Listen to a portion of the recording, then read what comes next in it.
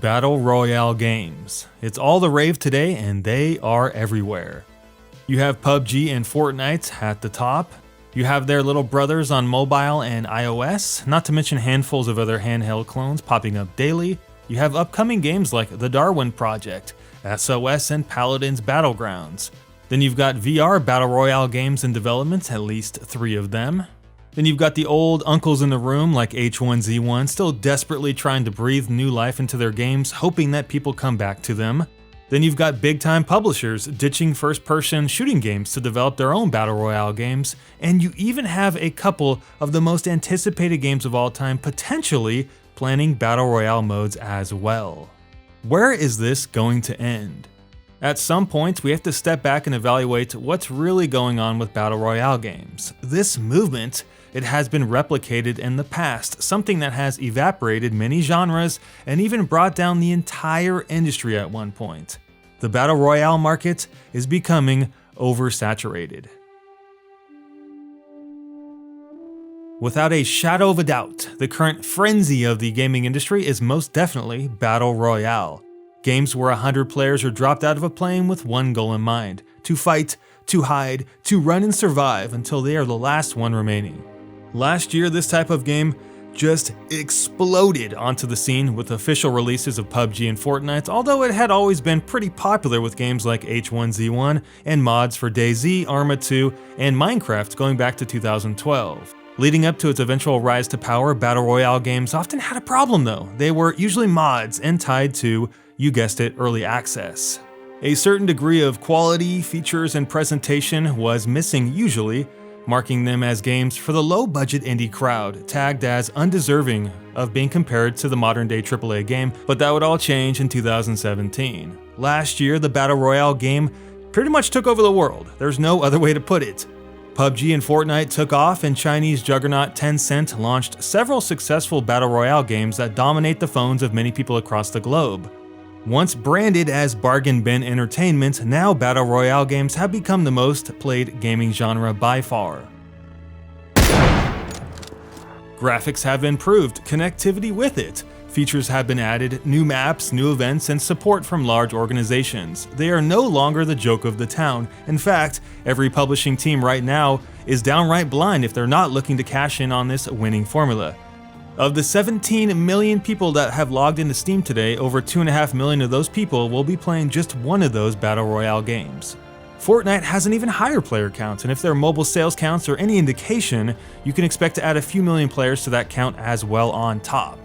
The crazy thing is, in the grand scope of gaming, it's a relatively new genre, just 5 or 6 years old in totality, yet probably just 2 years old for the average crowd. So even though we're at the top of the mountain, the peak of its popularity, I am afraid it may avalanche before we know it. And that is because of market saturation. To understand market saturation and what it can do to this genre, it's important to look at history. In 1979, just before the big video game crash of 1983, Activision became the first publisher in video game history. Prior to this day, most games were developed by those holding rights in the consoles themselves, particularly Atari with the Atari 2600. Activision's first game, though, Pitfall, sold a staggering 4 million copies during its initial release on that console. This single news story started a revolution. Now that it was legal to be an independent publisher, dozens of wannabe companies joined Activision's quest to make games for existing consoles. Obviously, you can guess what happened next. Eventually, the market got flooded with rip-offs and cheap carbon copy-pasted games aplenty. 2 things happened. There were just too many games on the market, creating a lack of store space for new games. And secondly, consumers stopped buying games as the influx of low-quality titles ended up causing people to waste their money on games that they had no idea were good or bad, and most of them were really terrible. The market ended up crashing as a result of oversaturation. Many of those games still remain buried in landfills to this day. Although the industry recovered a few years later thanks to the original Nintendo being a smash success when it hit the market, peering into the past is a good way to avoid making mistakes today. Oversaturating one particular style of game is sustainable at first, especially since we are at the infancy stage of the Battle Royale genre. But over time, if too many of them come out and it looks like this is probably gonna happen, it can deaden our sensation to play them as a whole. After all, being exposed to the same game over and over is a surefire way to get burnt out. While today that may seem ridiculous, imagine what the future looks like with all the games out I mentioned at the beginning of the video. Even right now you can see the start of it. PUBG has seen a downward trend of over 1 million players, which is a third of its player base. That's a lot of people. Over time, as new Battle Royale games get introduced, we're going to see this happen to all those games as their player bases thin out, trying to desperately hold on. Having lots of things to choose from right now seems like a good problem to have, but then you start to think about it. I like the feeling that a game is special and rare, that I'm playing something I can't get anywhere else. It makes me desire to play it because it's unique, but as saturation roars in, I often lose that magical feeling as the game type I like turns into an assembly line.